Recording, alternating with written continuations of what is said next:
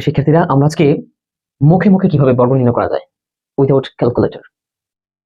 Calculator ছাড়া কিভাবে আমরা বর্গ নির্ণয় করতে পারি। আমরা 1 থেকে 100 পর্যন্ত এই সংখ্যাগুলোর বর্গ কিভাবে আমরা মুখে মুখে বের করতে পারি, আমরা সেটা আজকে ক্লাসে শিখব। আমরা সবাই কিন্তু নরমালি 1 থেকে 10 পর্যন্ত সংখ্যা কিন্তু বর্গ নির্ণয় করতে পারি। আমরা এটা জানি যে 1 স্কয়ার মানে হচ্ছে 1, মানে 1 এর বর্গ মানে হচ্ছে 1, 2 স্কয়ার ইকুয়াল হচ্ছে 2 দুগুণে 4, 3 স্কয়ার ইকুয়াল হচ্ছে 3 তিরিকা 9, 4 স্কয়ার ইকুয়াল হচ্ছে 4 চারা। এরকম ভাবে আমরা সবাই 5 square, 6 square, 7 square, 8 square, 9 square, এভাবে আমরা 10 স্কয়ার পর্যন্ত আমরা মোটামুটি আমরা সবাই জানি। সবাই আমরা মুখস্থ পারি বা জানি, তাই না? এটা আমরা মুখে মুখে সবাই পারি। কিন্তু যখন এর দুই সংখ্যার, বিশেষ করে দুই সংখ্যার যখন সংখ্যাগুলো চলে আসে, আর তখন সেটার বর্গ নির্ণয় করার জন্য আমরা বেসিক্যালি আমরা ক্যালকুলেটর ব্যবহার করে থাকি। আর আমরা ক্যালকুলেটর ছাড়া কিভাবে আমরা এই দুই সংখ্যার আমরা সংখ্যাগুলোর বর্গ নির্ণয় করবো, আমরা আজকে সেটা শিখবো। আচ্ছা, আমরা এখন দেখবো টাইপ 1 এর মধ্যে আমরা যেটা টাইপ 1 আকারে যেটা ভাগ করেছি, আমরা সেখানে দেখবো যে প্রথমত আমরা লিখছি যে কোনো সংখ্যার শেষে যদি 0 হয় তখন আমরা কিভাবে বর্গ নির্ণয় করবো। ঠিক আছে, যেমন খুব ইজিলি তোমরা একটু খেয়াল করলে বুঝতে পারবে যে এককের ঘরে দেখো, এককের ঘরে আছে 0, মানে এককের ঘরে 0 আছে, 0 আছে, এককের ঘরে হচ্ছে 0। সো এটা কিভাবে করবা, খুব শর্টকাট। এককের ঘরে 0 আর দশকের ঘরে যে সংখ্যাটা আছে, দশকের ঘরে যে সংখ্যাটা আছে সেটাকে আমরা কি করব, সেটাকে আমরা বর্গ করে দিব। তার মানে এখানে 1 আছে, 1 এর যদি বর্গ করে দিলে 1 এর বর্গ হচ্ছে 1, 1 স্কয়ার মানে কি 1 না, আমরা জানি না 1 স্কয়ার ইকুয়াল কি 1, আমরা 1 এর বর্গ করে দিলাম। তারপর এই যে এখানে এককের ঘরে যে 0টা আছে এটাকে ডাবল করে দিব, তাহলে কি 0, এই আমরা 0 কে ডাবল করে দিলাম। তার মানে 10 এর বর্গ হচ্ছে কি, আমরা শিখছিলাম 10 এর বর্গ হচ্ছে 10 10 এ 100। ওকে, এটা আমরা খুব ইজিলি মুখে মুখে করতে পারলাম। এরপর আমরা একটু খেয়াল করি, এই যে এখানে এককের ঘর আছে কি 2, তো 2 এর বর্গ কি 2 দুগুণে 4, আর এখানে এককের ঘরে যদি 0, এই 0 কে আমরা ডাবল করে দিব, তাহলে 0 আছে একটা, করে দিব কি দুইটা, তাহলে হচ্ছে কি 400। তার মানে 20 এর বর্গে মুখে মুখে আমরা করতে পারছি কি 400। একই রকম এরপরটা 3 হচ্ছে, দশকের ঘর আছে 3, 3 বর্গ করলে 3 তিরিকা কত 9, মানে 3 বর্গ হচ্ছে কি 9, আর এখানে এই 0 একটা, এখানে আমরা করে দেব কি দুইটা। সেম আমরা 5 কে আমরা করি 5 5 25, মানে 5 5 25, 0 ডাবল করে দিই। খুব ইজিলি, খুব ইজি আমরা করতে পারছি না, যে কোনো সংখ্যা শেষে যদি 0 হয় তাহলে বর্গ করতে পারি উইদাউট ক্যালকুলেটর। মানে মুখে মুখে কিভাবে আমরা বর্গ নির্ণয় করতে পারি। ওকে, আশা করি এটা বুঝছো। আমরা নেক্সট টাইপে যাচ্ছি। তাই আমরা 2 নম্বর টাইপে ভাগ করছি।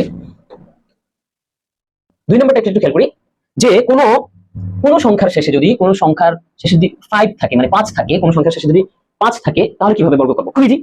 আসি এখানে এককের ঘরে কি আছে, কোন সংখ্যা শেষে বা এককের ঘরে কি আছে 5 আছে, এই 5 কে আমরা বর্গ করে দিব। 5 5 কি 25, 5 5 25। ওকে, আর দ্বিতীয় কাজ হচ্ছে এই দশকের ঘরে যে সংখ্যাটা থাকবে তার সাথে এই দশকের ঘরের সংখ্যার পরের সংখ্যাটাকে গুণ করে দিব। তার মানে হচ্ছে 1 এর পরের সংখ্যাটা হচ্ছে কি 2, এই 2 কে আমরা বর্গ করে গুণ করে দিলে 2 কে 2 আমরা লিখলাম। খুব ইজি, কি চমৎকার না, 2 কে 2। সেম আমরা এরপরটা করি 5 5 25, তাহলে 2 তারপরের সংখ্যা হচ্ছে কি 3, তাহলে 3 গুণ করে দিলে 3 দুগুণে 6, আমাদের সংখ্যা হচ্ছে, তার মানে 25 এর বর্গ হচ্ছে কি 625। ওকে, সেম 5 5 25, 3 এর পরের সংখ্যা হচ্ছে 4, তাহলে 3 4 কত, 3 4 হচ্ছে 12, তার মানে হচ্ছে 1225। তার মানে কি সুন্দর, আমরা 35 এর বর্গ করার জন্য আমাদের ক্যালকুলেটর লাগছে না, আমাদের মুখে মুখে আমরা বর্গ করতে পারতেছি। সেম আমরা 45 যদি বর্গ করতে চাই, 5 5 25, 4 এর পরের সংখ্যা হচ্ছে 5 4 5 20, তার মানে 2025। 45 এর বর্গ কত 2025। সেম 55 এর বর্গ যদি করি 5 5 25, 5 এর পরের সংখ্যা হচ্ছে 6, তার মানে 5 6 30, তার মানে 30, 3025। আশা করি বুঝতে পেরেছো। সেম তোমাদের এটা থাকবে তোমাদের হোমওয়ার্ক, এটা তোমরা নিজেরা করবা, কমেন্ট বক্সে জানিয়ে দিবা। ঠিক আছে, আমরা টাইপ 3 তে যাই। টাইপ 3 এর ক্ষেত্রে একটু ব্যতিক্রম, সেটা হচ্ছে সকল বর্গগুলো আমরা কিভাবে মুখে মুখে করব। একটু যদি মনোযোগ দিয়ে আমরা আশা করি পারবো। এটা এত ইজি যে এইখানে দেখো পর আমরা কি লিখছি, যে পর 3টি ঘর করে আমরা বর্গ করব। পরপর আমরা 3টা ঘর করি, যেমন এই যে 15 স্কয়ারে যদি আমরা করি, 15 স্কয়ার বর্গ যদি করি, পরপর 3টা ঘর দিই, এক সেম আমরা 3টা ঘর দিই, একটা দুইটা তিনটা, একটা দুইটা তিনটা, এরকম 3টা ঘর দিই। কি হবে, যেমন এখানে শেষের যে সংখ্যা আছে, সেটাকে আমরা বর্গ করব।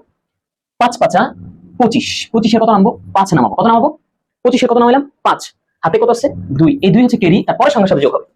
আসি এরপরটা কি করবা, এই তিনটাকে এই যে এককের ঘরে দশকের ঘরে, দশক এবং এককের ঘরে এবং স্কয়ার, যে স্কয়ারটা আছে তার সাথে 2 গুণ দিয়ে দেব। বাট স্কয়ার যদি না বলো, এই দুইটাকে গুণ করে সংখ্যাটাকে, দুটোটাকে দুইটা সংখ্যাকে গুণ করে 2 গুণ করে দিবা। কেমন, যেমন 5 কে 5, 5 কে 5, 5 দুগুণে 10, তার মানে হচ্ছে 1 কে আর 5 এ গুণ করো, তার সাথে 2 গুণ করে দিলাম, 5 দুগুণে 10, তার মানে হচ্ছে 5 কে 5, 5 দুগুণে 10। আর আগের ছিল ক্যারি কত 2, এই 2 যোগ করে দিলে কত হলো 12, তাহলে এই 12 কি নামবে 12 2 নামাবো। আবার কেরি কত আছে? হাতে 1 থাকবে। হাতে কি আছে? হাতে যে 1 আছে কেরি, আমরা কি করব? এই দশকের ঘরের সংখ্যাটাকে বর্গ করব। 1 এর বর্গ কি 1, 1 স্কয়ার কে 1, আর তার সাথে এই যে কেরি যেটা ছিল সেটাকে আমরা যোগ করে দেব। তাহলে 1 এ আর 1 এ কত? 2। আশা করি এতটুকু বুঝছো। সেম এরপর আমরা যাই, এরপরের সংখ্যাটা আছে কত? 18, 18 এর কত? স্কয়ার মানে বর্গ। তাহলে আমরা কি করব? প্রথম সংখ্যাটাকে বর্গ করব। 8 টা কত? 8 টা কত? 8 টা হচ্ছে কত? 64। 8 টা কত? 64। সো 8 টা 64 হলে আমরা লিখলাম 64, 64 কত নামাবো? 64 আমরা 4 মানে 4 নামাইলাম আমরা, তাহলে রইল হাতে হচ্ছে কত? 6। এই 6 হচ্ছে কেরি। এরপরে এই ভিতরে যে দুটো যেই সংখ্যাটার বর্গ নির্ণয় করতে বলছে সেটাকে গুণ করবা। তাহলে 8 টাকে 1 গুণ 8, 8 টাকে 8 তার সাথে 2 গুণ দিবা, তাহলে 8 গুণ 16 কত? 16। আর এই যে কেরি আছে হাতে কত? 6, 6 যোগ করলে হবে কত? 22। কত? 22। তাহলে এই 22 এর মানে 22 এর কি কত হবে? 22 এর 2 নাম্বার হাতে আছে কত? কেরি 2। তাহলে 22 এর 2 নাম্বার হাতে থাকবে কত? 2। সো এখন 2 এর পরের সংখ্যা কত? দশকের সংখ্যাটা বর্গ করে দাও। 1 1 1 এর বর্গ কি 1ই, 1 এর সাথে 2 যোগ করে কত হবে? 1 এর সাথে 2 যোগ করে কেরি যেটা আছে এটা যোগ করে দাও। 1 এর 2 কত? 3 মানে 324। আশা করি তোমরা এই জায়গাটা বুঝছো। ঠিক আছে, 324 ক্লিয়ার কিনা? আশা করি তোমরা বুঝছো। সেম ভাবে আমরা এরপরটা করি। কমে দাও, যেমন এককের ঘরে কি আছে? 8।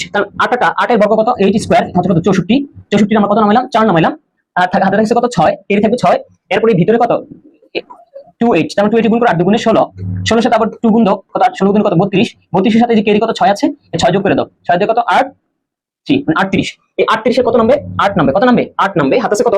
হাতে কেরি আছে কত? 3। হাতে কেরি আছে কত? 3। তাহলে এরপরে দশকের ঘরে যে সংখ্যা আছে সেটা কত? 2। 2 এর বর্গ করলে কি হবে? 2 গুণে 4, 4 এর সাথে এবারে যে কেরি যেটা আছে সেটা যোগ করে দাও। 4 আর 3 কত? 7। খুব ইজি না? খুব মুখে মুখে খুব অ্যানসার করা যাচ্ছে, খুব ইজি কিনা বলো? তাহলে 28 এর বর্গ কত হচ্ছে?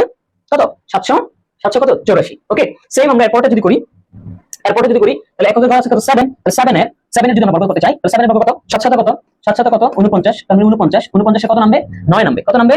49 এর কত নামবে? 9 নামবে। কত? 9। আমরা 9 নামিয়ে ফেললাম। হাতে কেরি আছে কত? 4। হাতে কেরি আছে কত? 4। এবার সে ভিতরের সংখ্যা কি? 3 7। তাহলে 3 আর 7 এর গুণ দাও, তার সাথে 2 গুণ দাও, তাহলে 7 গুণ 14, 14 3 14 কত? 42। কত? 42। তার সাথে কেরি আছে কত? 4, 4 যোগ করে কত হলো? কত? 46। ওকে, 46, 46 এর কত নামবে? 6 নামবে। কত নামবে? 6 নামবে। হাতে কেরি আছে কত? 4। হাতে কেরি আছে কত? 4।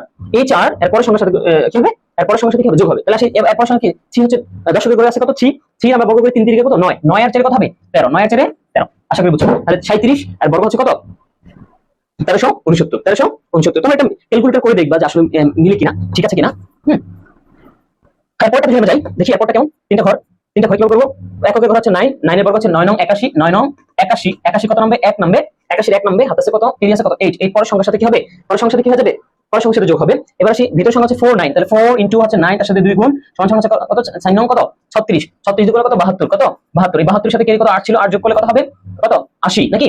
80 কত নামবে? 0। হাতে আছে কত? 8। তাহলে হাতে আছে 8, 8 পরে হচ্ছে সংখ্যা কত? 4 4 16, 4 4 16 আর এটা ওই কেরি 16 আর এটা যোগ করলে কত হবে? 24 নাকি? তাহলে 2400, তার মানে হচ্ছে 49 এর বর্গ হচ্ছে কত? 49 এর বর্গ কত? 49 এর বর্গ কত? 2401, 2401। তোমরা নিয়ে দেখবা, ক্যালকুলেটর টাইপ করে দেখবে যে আসলে ঠিক আছে কিনা। হ্যাঁ, আশা করি তোমরা এটা বুঝছো। এরপরটা আমরা একটু দেখি। এরপরটা বলছে কি যে 87 মানে 87 এর বর্গ করো। 87 এর তিনটা ঘর করি আমরা প্রথমে। তিনটা ঘর করি। প্রথম এককের ঘরের সংখ্যার বর্গ 7 7 49, 7 7 কত? 49, 49 এর 9 নামবে। আমরা 49 এর 9 নামিয়ে ফেললাম। 49 এর 9 নামলে হাতে আছে কত? কি আছে কত? 4। তো এরপর সংখ্যা ভিতরে কোনটা কি আছে? 87। তাহলে 8 আর 7 এ গুণ করলাম, তার সাথে 2 গুণ দিলাম। তাহলে কত হবে? 7 কত? 56, 7 কত? 56, 7 56, 56 এর সাথে 2 গুণ করলে কত হবে? 112। 112 এর সাথে কেরি ছিল আমাদের কত? কেরি ছিল আমাদের 4, 4 যোগ করলে কত হয়? 112 এর সাথে 4 যোগ করলে হচ্ছে 116, সরি 116। এখানে হবে 116 6 নামবে। 116 6 নামবে। হাতে আছে কত? হাতে আছে আমাদের 11। এই 11 তারপর হচ্ছে 8 64, এই 64 এর সাথে 11 যোগ করলে 75। তার মানে হচ্ছে 87 এর বর্গ হচ্ছে 87 এর বর্গ হচ্ছে কত? 87 এর বর্গ হচ্ছে কত? 7569, 7569। আশা করি তোমরা আর তোমাদের হোমওয়ার্ক থাকবে এই পরেরটা, এই পরেরটা তোমরা নিজেরা বাসা হোমওয়ার্ক করে নিবা। ঠিক আছে, এটা আমাকে কমেন্টে জানাবো যে এর आंसर কি হয়েছে বা তোমরা এই পদ্ধতিটা বুঝছো কিনা। খুব ইজি না? আশা করি তোমরা পারবে ইনশাআল্লাহ। আল্লাহ হাফেজ।